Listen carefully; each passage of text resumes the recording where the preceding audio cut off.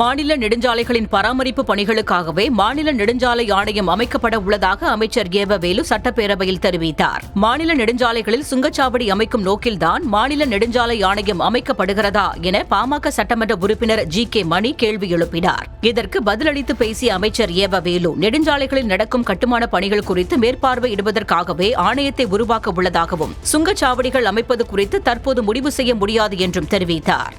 ஒன்றிய அரசாங்கம் அப்பொழுது அவர்கள் டோல்கேட் போட்டு அதை விரிவுபடுத்திக் கொண்டு வசூல் என்ற அடிப்படையில் எடுத்துக்கொண்டு போவதை விட நேரடியாக மாநில அரசாங்கத்துடைய நிதியும் இந்த நேரத்தில் ஈடு கொடுக்க முடியாத நிதியும் உணர்ந்த அடிப்படை காரணத்தில்தான் தான் தமிழக அரசுக்கு நேரடியான ஒரு கட்டுப்பாட்டிலே ஒரு ஆணையத்தை உருவாக்க வேண்டும். அதே நேரத்தில் அந்த ஆணையத்திற்கு இங்கே ஒரு மூத்த ஐஏஎஸ் அதிகாரியை போட வேண்டும்.